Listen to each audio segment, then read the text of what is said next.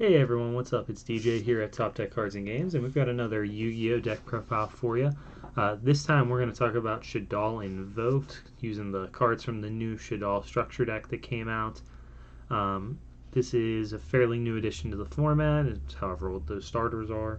And it's really powerful. It's done well at a lot of events. I know somebody, Dominic Couch on the team that won YCS Vegas, was playing it.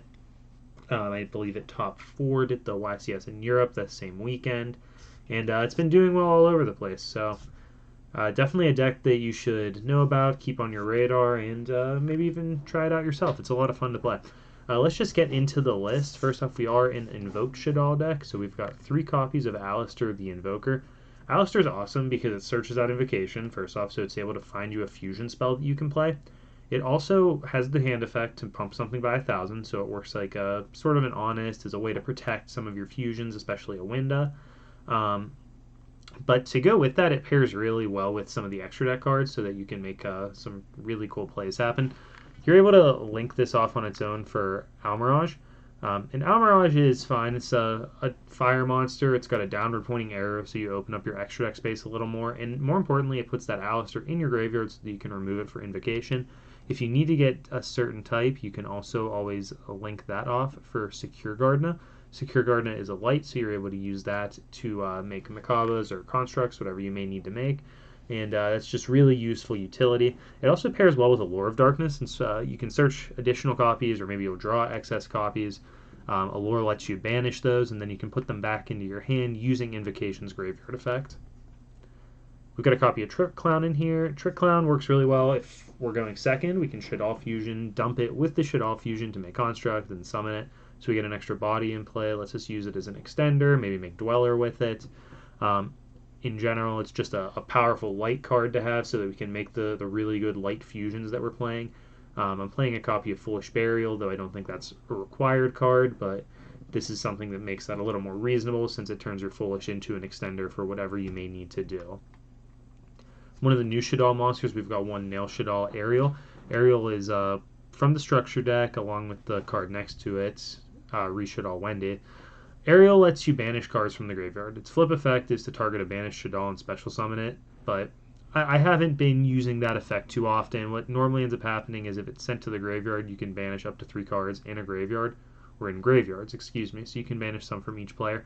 This is really useful just as a form of interaction. You Shaddoll Fusion or Super Poly on your opponent's turn. Maybe you make Construct and dump it, or you fuse with Squamata and dump it so you can get that DD Crow-like effect to disrupt your opponent even more. 3 copies of Re-Shaddoll Wendy. This card is insane. Flip effect is to special summon a Shaddoll monster from your deck in a face-up or face-down defense position. Then, if it's sent to the graveyard, you can summon a Shaddoll monster from your deck in face-down defense position. So we're going to use this for a lot of our fusions whenever we can, put an extra body on the board, and that's going to let us either find a way to interact with our opponent or just to keep going by using that special summon monster. 2 copies of Beast. You could definitely justify playing 3 of these. It's not summonable, so I decided, like not normal summonable. I decided to go with the 2, though. I'm playing the Falco in the space of the 3rd, so that's something that you could consider going back and forth on as well. But Beast is great. I mean, when it's dumped, you get to draw a card, or if you flip it, you draw 2, then discard 1.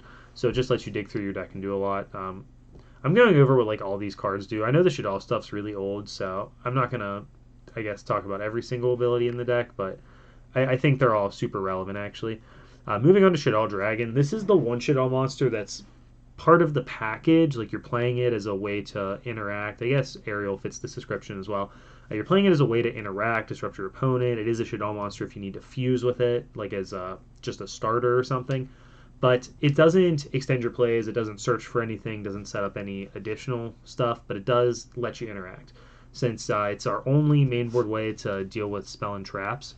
So if you dump it, we're going to pop something. This is very key if your opponent's playing any sort of back row deck so that we can handle that.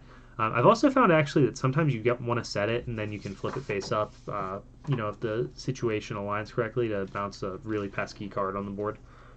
1 copy of Falco. Falco is just another different dump target. When I put the Foolish in, I thought if I'm going to Foolish Beast a decent number of the time to just act as a pseudo Upstart Goblin, we probably want another Shaddoll monster that we can dump to make sure we're getting value off of all of our fusions. And I saw some people have been playing a one of Falco anyway. It is a tuner. We're not playing any synchros, but that's something to keep in mind, um, depending on what you're looking to do, I guess. But we're not worried about it. I'm just playing this as an extra extender or as a way to get some extra value, and it's not too bad. Getting to set beasts is always great since we can flip them and just draw some more cards. 3 copies of Hedgehog. I think Hedgehog is really important because we want to set it a lot of the time and then flip it face up with Shaddoll. What is it? Shaddoll Incarnation? Yeah, Shaddoll Incarnation. To search up another fusion spell so that we can keep going. Additionally, it's just one of the best ones to fuse with out of your hand because you get to search another Shaddoll monster, so it acts as fuel and just really does everything you need to do.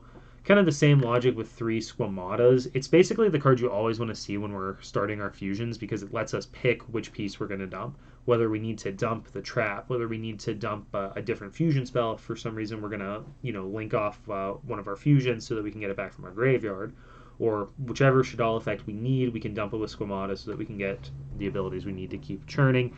It also lets you dump the aerial in your opponent's turn if you need to get that banish effect off, or the dragon, same thing. We got a decent number of draw cards in here. I couldn't resist playing all 3 copies of Allure of Darkness and all 3 copies of Pot of Desires. It lets you get through your deck, find your fusion spells, which I know some people have said the issue for them was finding a starter. I disagree. We've got a lot of ways to find a fusion spell in here, and maybe too many at this point, honestly, but it's too good to help you set up and find the pieces you need, especially because extra copies of the same Shaddoll monster are sort of not bricks because you can use them as a Shaddoll named monster for your fusion spells, but you're not going to get their abilities off a second time, so it's helpful to remove them and dig for actual fuel that matters. And I already mentioned the really strong interaction with Aleister and Invocation, where we can get some pretty sweet value that way. We've got 3 copies of Super Polymerization. This isn't like a generic fusion spell. It makes us fuse off of the board, but we can fuse monsters on our opponent's field. So this is basically the best interaction in the deck. If this card is face down and our opponent starts going off, we're able to interact or interrupt them by fusing with their monsters at basically any time. We're going to have something of our own on the board. We're not playing any generic fusions in the main deck, or extra deck, I guess. We're siding one. That's good against everything, but this is going to help us break boards going second. It's going to protect our board when we go first. It just does everything we need it to do. Your opponent can't stop it. It doesn't care what negates they put up. I think this card is awesome. It's really key. I've seen some people cut it in favor of playing a playset of Nibiru's. I don't think that doesn't make sense to me personally. It obviously works for some people. It's obviously a reasonable way to go. It doesn't make any sense to me. I would prefer to main my Super Polys. You could justify siding Nibiru's if you wanted to, but I'm all on the Super Poly train. We've also got 3 Shaddoll Fusions. This goes along with Super Poly and making us really good going second, because if our opponent has an extra deck monster, obviously we can use this card for not just free, but for a bunch of extra value. When you're dumping a Trick Clown in something else to make a construct and then dumping off the construct as well, you're getting so much value off of that. Your opponent is forced basically to negate the Shaddoll Fusion if they can. If they can't, you're going to get a ton of stuff for free. You're going to be able to put some pressure on their board and find a lot of extra resources. Going first, this is just a fusion spell. This acts as a polymerization, and that's just fine. You need to fuse, and that's how we're going to win with the deck. That's where our value comes from and how we get our engine going. We've also got 3 El Shaddoll Fusions. El Shaddoll is awesome because it lets us OTK. When we're in our battle phase, we can play it to fuse monsters that have already attacked and then attack with the fusion we summoned. So it helps us press damage really efficiently. And you also can use it to interact with your opponent. If we use some sort of ability that summons a aerial, or if we just have it in our hand during our opponent's turn, we can fuse with that. If our opponent targets one of our monsters to try to get rid of it, we can fuse with it this way. So it almost is a bit of protection, interaction. It's a regular fusion spell going first, and it lets us get some sort of interaction there as well. And it's an OTK tool rather. So definitely a really strong card. 2 copies of Invocation. I've seen some people play all 3. That doesn't make sense to me. What do you need a 3rd copy for? Basically, this card is going to be used as a polymerization 9 times out of 10. Sometimes you're going to summon, I shouldn't say 9 times out of 10, but you're going to use it as a polymerization a lot of the times to get your Shaddoll engine going. Sometimes you're going to get to use it as well to summon Invoked stuff by banishing Aleister from your graveyard or even fusing with him from the board or something. It does work like a DD Crow from our opponent's graveyard, and we're not taking full advantage of that with the extra deck. I feel like everything we're playing is a little bit more important, but it is an option to play like the Earth one. I can't remember its name. Like it's like Mega Lancia or something, so that you can use it as a crow for Earth monsters as well. I don't think that's necessary, but it's worth considering for sure. The important thing about Invocation, though, is that, let's see, where is it? Okay, if this card is in your graveyard, you can target one of your banished Aleisters, shuffle that card into the deck, and if you do, shuffle this card into the deck, excuse me, and add that card back to your hand. So this means, like I said, we can get kind of those value engines going with the Allure. That's not the main point, but this means if we do banish our Aleister for anything, we can put it back in our hand to protect our windows, and we're always going to have access to our Invocations because Aleister recycles back to our hand. So there's a lot of working pieces there. I don't think there's any reason to play multiple copies of Invocation or 3 copies rather, because of this. I think 2 is fine, partially to guard yourself from Pot of Desires and partially just to make sure you have enough fusion spells. Maybe worth considering cutting down to 1, but with Desires, I think 2 is the number to go with. To go along with that, we've got 2 copies of Magical Meltdown. Meltdown's going to search Aleister up for us and search Invocation for us. It's got the extra text of not letting your fusion summons be negated. It does a lot. I mean, this card is really strong. It's going to search for those Aleisters and those Invocations so that we can keep our engine going. I've got a copy of Terraforming instead of a 3rd Meltdown. I think that's better. I know some people are scared of Droll and Lockbird, so they choose not to play the Terraforming, would rather play the Magical Meltdown because at least they get to search their Aleister there. But I don't see a ton of value in that. I know there's a slight risk that we banish all of our Meltdowns, or even if we play one, we banish the 2nd off of Desires.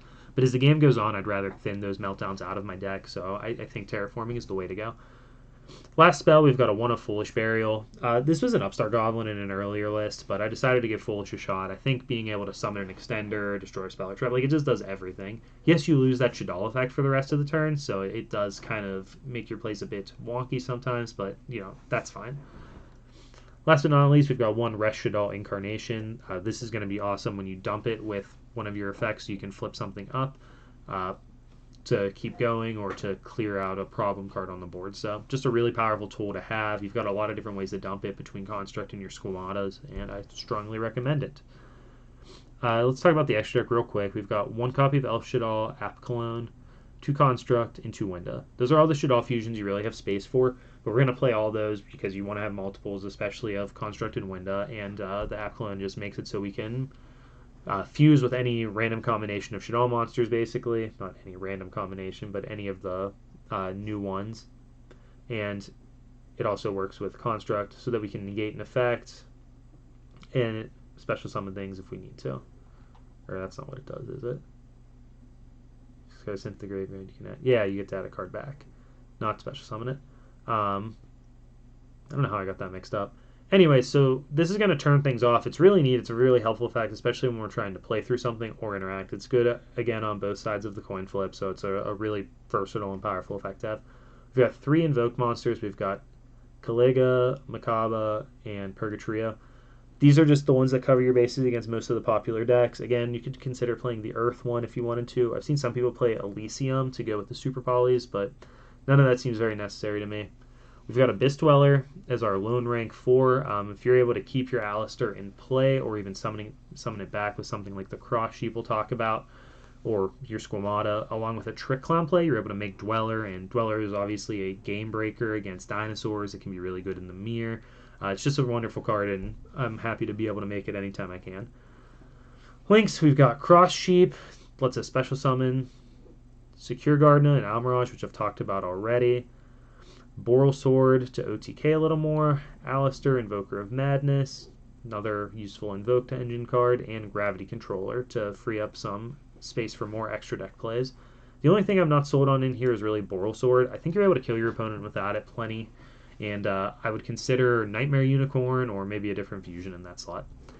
Side deck, I've got 3 Lightning Storms and 2 Evenly Matched. These are just going to help us clear out different back row decks or boards. If things aren't able to be destroyed, we can still get them with Evenly Matched when we couldn't with Lightning Storm. I've got 2 Cosmic Cyclones. This was over partially the 3rd Evenly Matched. I wanted some outs to Imperial Order, especially against something like an Orcus deck or something that's going to have protection from it being destroyed. We've got 21 spells in our main, so I think it's important that we're able to out those Imperial Orders. 2 Mind Controls for going second, 2 Retaliating Seas for the mirror, 3 copies of Droll and Lockbird. It's just, you know, a good hand trap against Spiral. And then 1 copy of World Chalice. What is this? Almarduke? Yeah, that's the one. This is made with 3 Link Monsters, so against a deck like Spiral, we bring this into our extra deck so we can Super Poly away their board when we go second. That's really all I've got to say about the list, though. It's a fun deck. You guys should definitely try it out. It's also not too hard to build, at least the Shaddoll core. I know the Invocations spiked up a bit, but all of the Shaddoll cards in the deck come in the starters, so if you're able to get your hands on 3 of those, you'll have at least the Shaddoll components, and then you can work from there. You can build pure Shaddoll as well if you guys are interested in that. We can talk about that deck in another video. I'd be happy to. I think it's a fun deck as well, so something I'd be down to work some more on. But the Invoked engine is kind of the most common way to play it. It adds a little bit more of a ceiling. It's some different named fusion spells, so you're not stuck as much since you can only use these cards once per turn. So it lets us extend a little bit more, which is nice, and make those extra deck plays with the Macabas and Purgatrios and stuff.